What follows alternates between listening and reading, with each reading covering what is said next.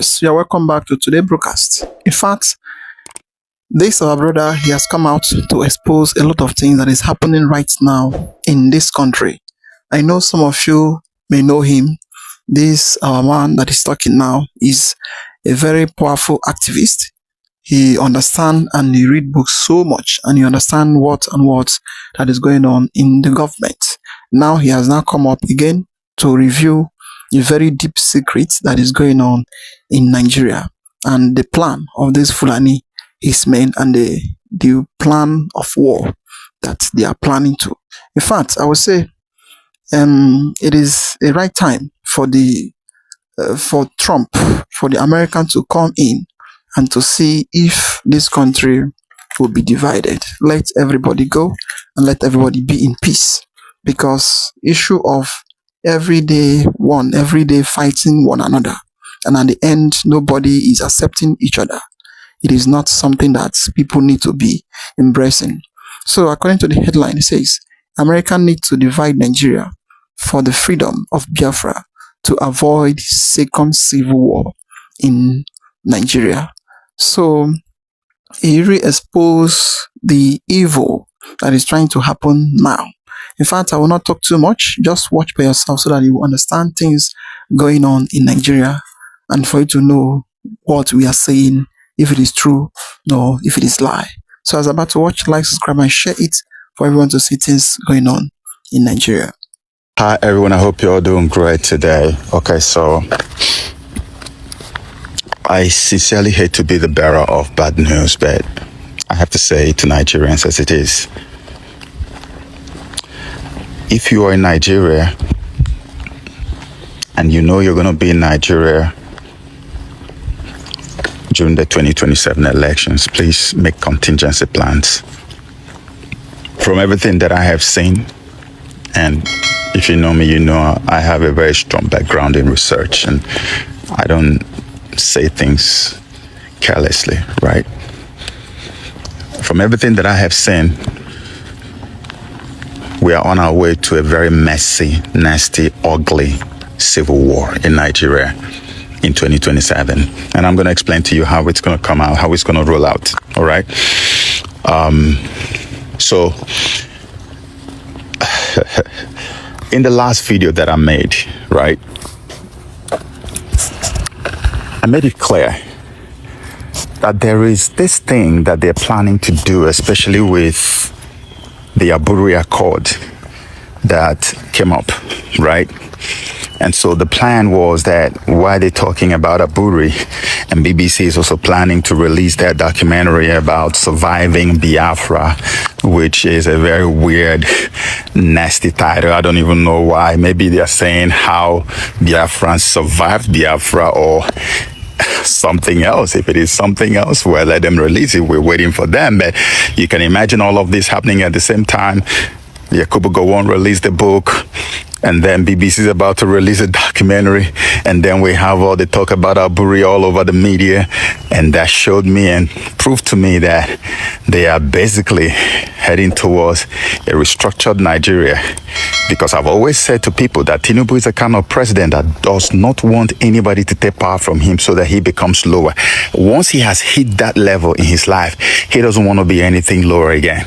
Is it that he is a live president, or he divides Nigeria in such a way that every single region has its own thing? Whatever you have in your region, you have it. That probably even explains why the borrowing, the out of mind borrowing, like I've never seen. Did you see the report that everything he has borrowed in 2 or 3 years is basically what Nigeria was supposed to have borrowed, something that Nigeria hasn't borrowed in 55 years. This is the worst we have ever seen in the history of Nigeria.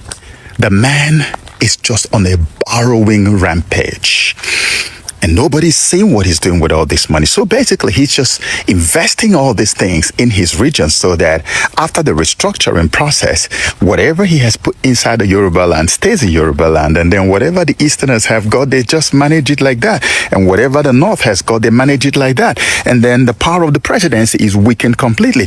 This is what they are planning to do. But right now, as I make this video, there is a very strong opposition to that.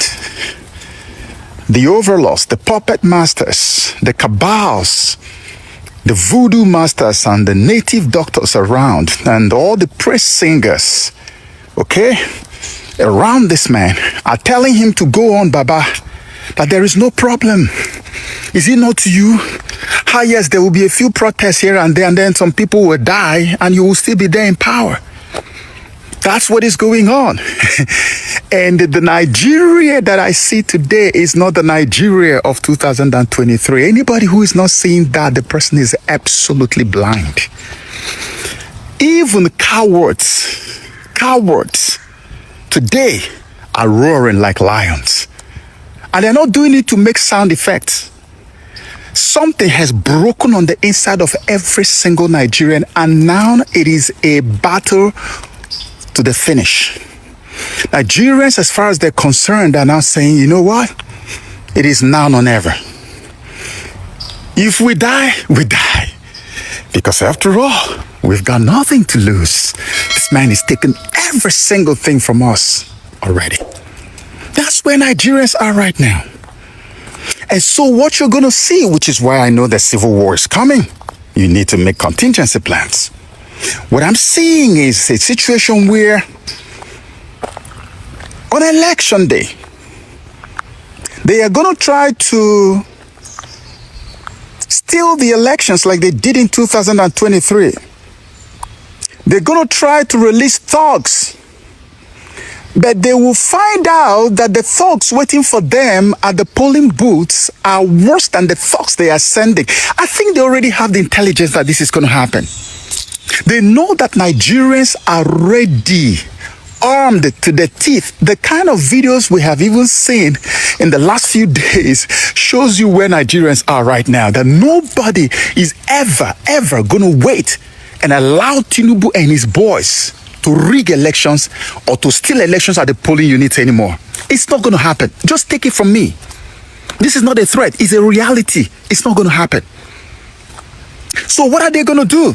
When that does not happen, they are going to replicate or try to replicate what they did during the useless primaries that just took place. They are going to just manufacture numbers, send it to INEC, and tell INEC to begin to apportion to different candidates. And remember, there are other candidates, Atiku, in ADC, okay? They are going to regard him as the main opposition candidate. NDC doesn't ever measure or even show up on their scale, because NDC is their arch enemy. Atiku is their brother.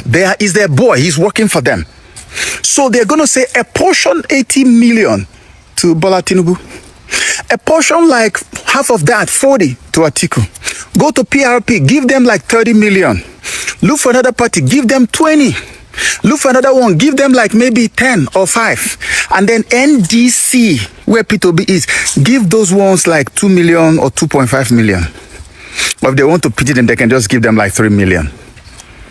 That's what is going to happen. And guess what's going to happen when that happens?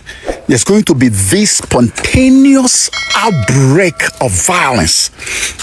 The kind of violence that will make Biafra war in Sudan look like a walk in the park. Like I'm walking in the park right now. The kind that will make Biafra war look like a child's play. It's going to be multi-dimensional. It's going to go in different directions. You won't even know how to track it. You won't know which direction this war is going. You know, there are some wars that when they break out, you can tell, okay, this is what I would do if I do this, if I get that person, and then we can stave it, and then this is going to end. But you're not going to know how to chase or track this, because it's going to be multi-dimensional. Do you understand? It's going to be multi-dimensional on every angle. Now, what will happen is that when that war breaks, that's when you will realize that these people have really sold their souls to the devil. Many of them already have plans outside of Nigeria. They have homes outside of Nigeria. Their families have even moved. If they haven't moved 3 months to elections, they have all gone. That's when you will know they've already planned their escape We are dealing with criminals.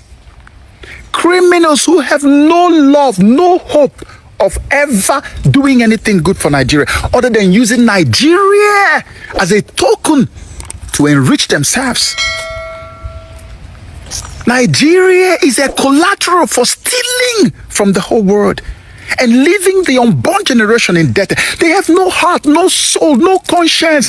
Every ounce of conscience in them has been extracted when they sold their souls to the devil. That's why Tinubu is claiming to be a Yoruba man. He's from Yoruba land. Oyo State, 46 children with their teachers still in captivity.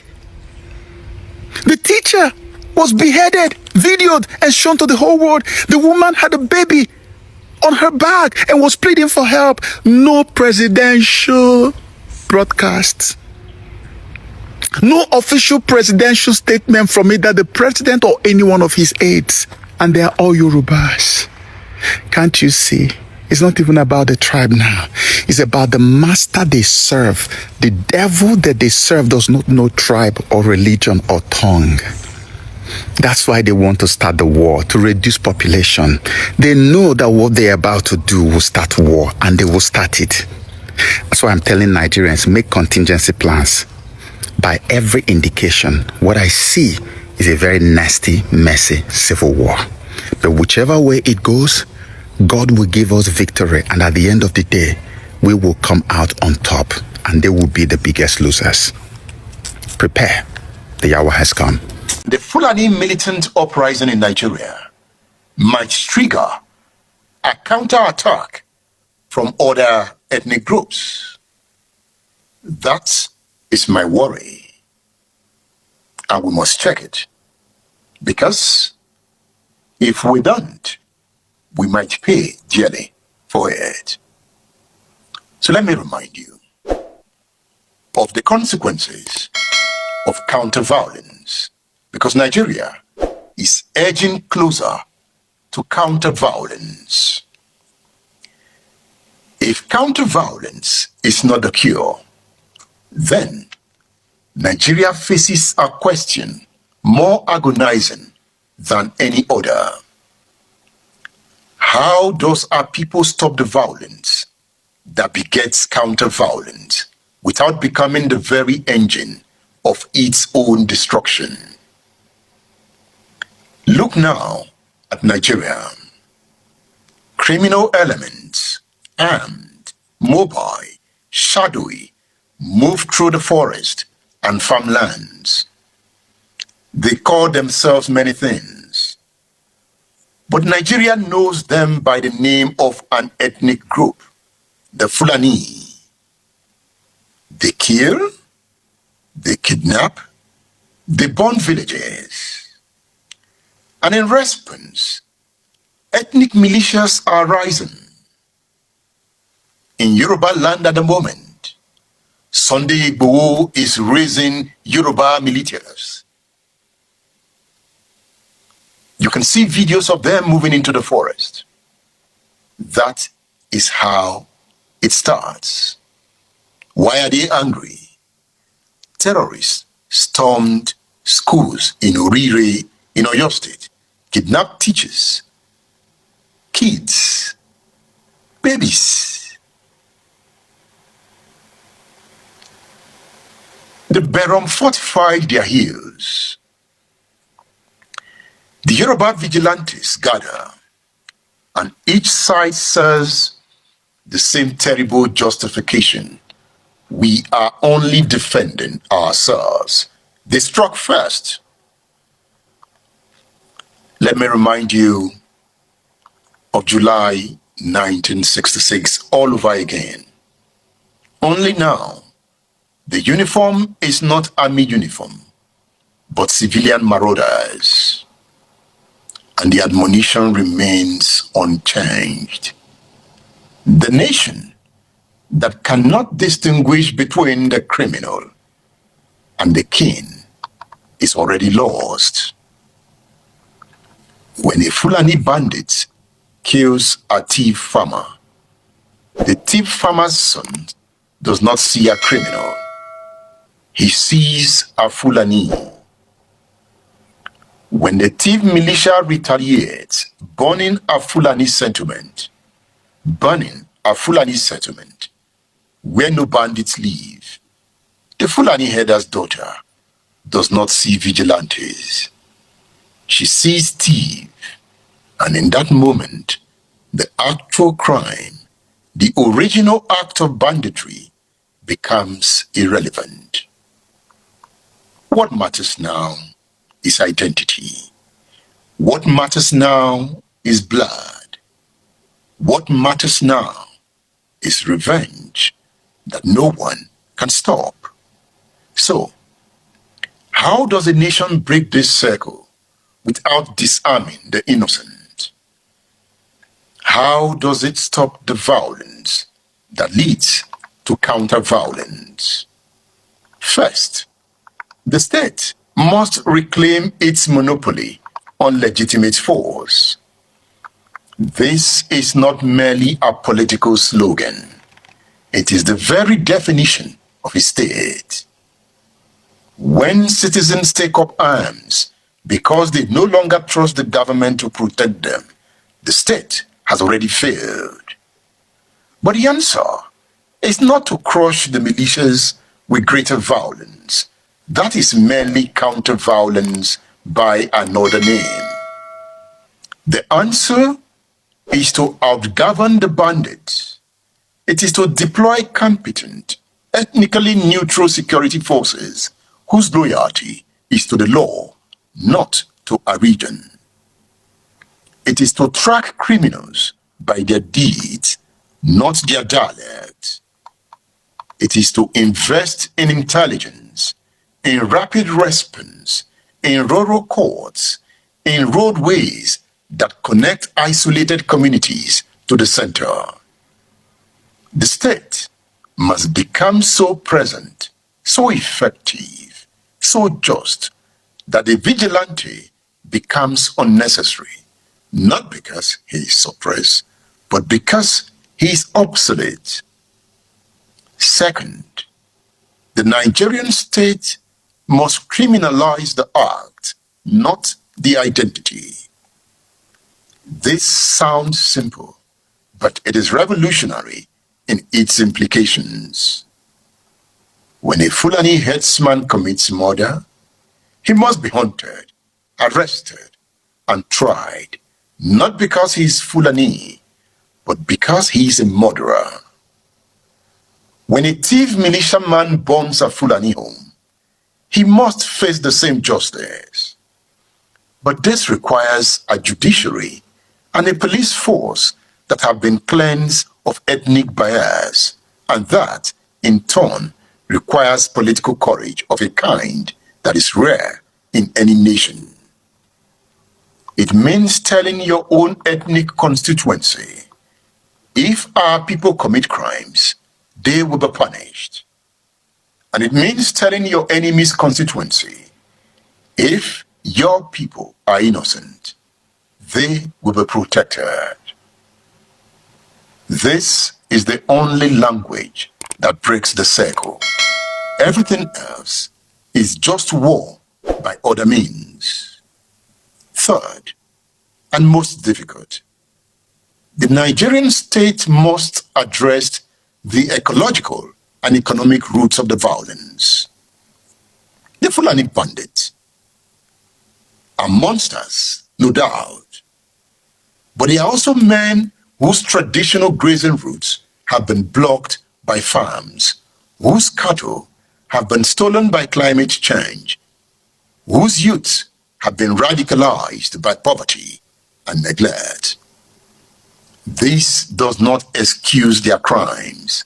Nothing excuses kidnapping and murder. But to fight only the symptom while ignoring the disease is to guarantee that new bandits will rise as fast as old ones fall. The Nigerian state must invest in ranching, provide alternative livelihoods, and build trust across the herder-farmer divide. This is slow work. It is unglamorous work. It does not make for dramatic headlines, but it is the only work that ends the circle permanently. Because if we go fire for fire, Nigeria will plunge into a deadly civil war. It is coming if we don't manage it. Fourth, Nigeria must refuse the seduction of collective guilt. This is the hardest lesson of July 1966. Remember, after the first coup, Northerners blamed all Igbo. After the counter coup, Igbo blamed all Northerners, and 1 million died in a war that ensued. So today, when a Fulani bandit kills, the temptation is to say the Fulani are killers. When a thief militia retaliates, the temptation is to say that the thieves are savages. But these are not truths. They are suicide notes written in the grammar of ethnicity. A nation that succumbs to collective guilt has already chosen civil war, and it is merely waiting for the march. The only alternative is to insist relentlessly, publicly, even against the tide of grief and rage, that a criminal is a criminal, and a civilian is a civilian, and no one is guilty for the sins of their ethnic sibling. Fellow countrymen and women, the Nigerian state must learn to distinguish between defense and vengeance. Defense is the militia that stands at the edge of a village and repels an imminent attack. Vengeance is the militia that crosses into the next valley and burns a sleeping hamlet.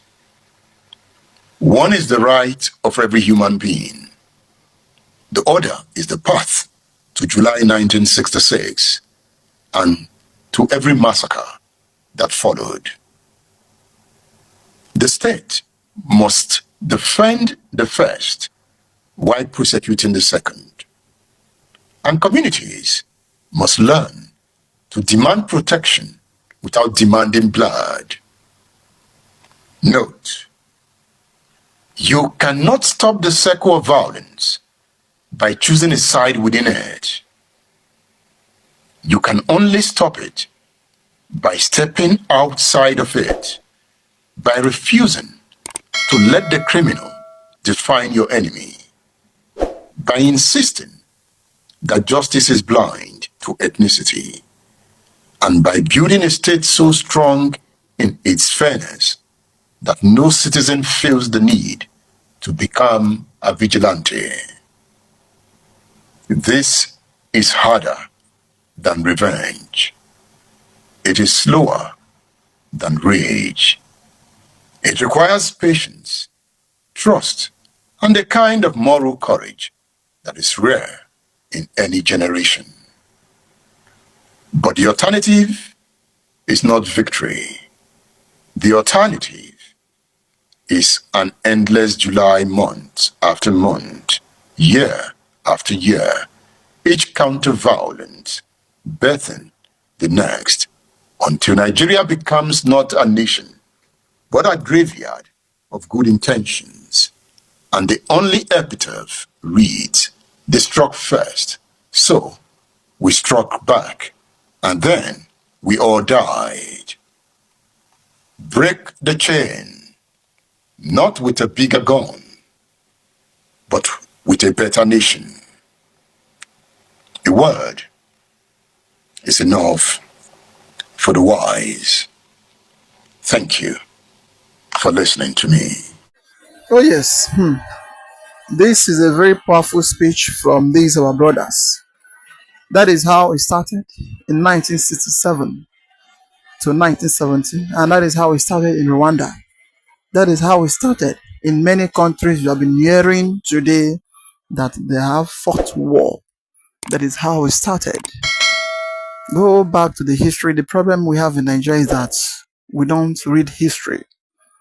When ethnic groups, when different groups have started rising up this way, start fighting and they claiming, and the government is no more having power to control anybody anymore. Before you know, there will be a very serious war between each other. And now it is now growing gradually. Very soon it will happen. That is it. Starting from the beginning to this stage. If you are hearing the news every day, there is no day you wake up you will not hear one threat from one ethnic group to another. Mostly the Fulani jihadist. And if you look at it very well, you will know and you will see that the hand of government is there. How can you wake up and you release those that has been buying people left, right, and center? You call them repentant Boko Haram. You call them your brothers, and you call them prodigal son. And when other people commit such kind of crime, then you will jail them, you will sentence them, and then you sentence them death sentence without mercy. But when those people, that is the Fulanis, is committing it, that come from other countries, Mali, Sudan, and the other foreign countries, and came and start destroying life, whenever you catch them, after for some days, you will now release them and call them repentant Boko Haram. Is it not a shame? It's not a shame. At the end, Nigerian government, they will tell you that they are on it, that they are feeling the heat, or they are going to end this issue of genocide or this issue of crime. The only thing we see here is the United Nations. We don't really know and we don't really understand their job. The AU, the ECOWAS, and other world leaders, the way they are, we don't really understand them. They will be seeing things happening in a country where they need to speak about. They will never talk about it. Instead of it, they will be looking you when there is war. Then before you know, they will now come and start claiming that they are coming for peace talk. That is how it used to happen. The way the country is today, banditry, terrorism, everywhere you go, you must hear people crying, screaming. What is happening?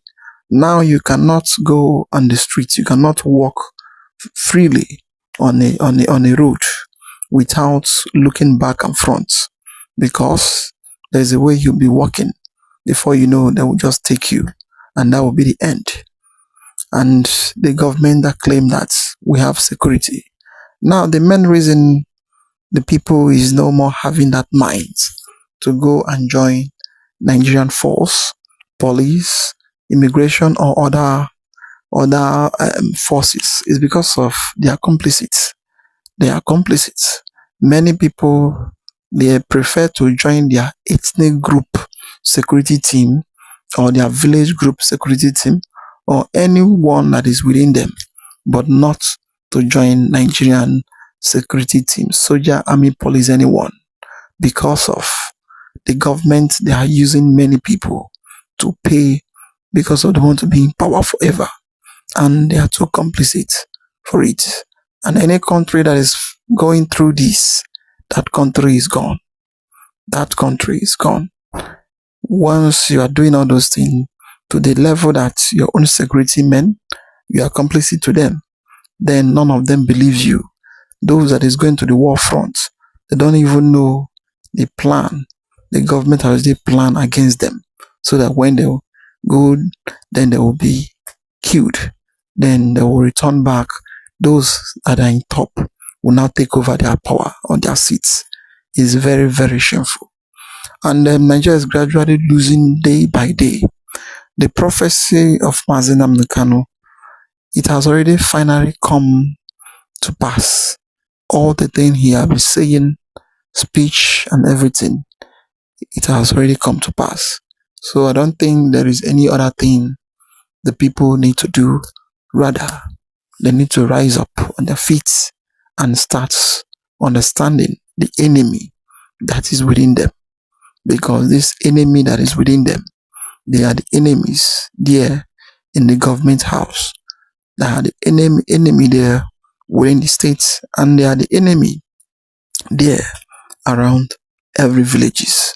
And who are they using to do all those things? They are using the governors, they are using the senators, they are using the president. Because whenever you talk about the people that is speaking in this country, they are those Fulanis. They have the power, they have everything. So you now think that you have power, you don't. Because the people that have the power, they are there in the forest and they are there in the Asorok talking. So that is why you see many things going on. In fact, a lot is happening. A lot is happening. But what we are saying is, instead of Nigeria to keep on killing themselves, fighting and destruction every day, it is high time for the American to intervene, for them to come in, to make sure every part have their own freedom and every part have their own way and live the way they want to live without bloodshed, because there is a lot of blood that has already fallen in the soil, and that is why no part is safe and no part is happy. Every place you go today is bleeding very heavily. But at the end, the politician, they will tell you that Nigeria is sacrosanct, Nigeria is unnegotiable, Nigeria is this, Nigeria is that. What nonsense. That is what is there. Well, I would like you to comment down below, like, subscribe, and share it. Let everyone see things going on in this country. I say thank you for watching.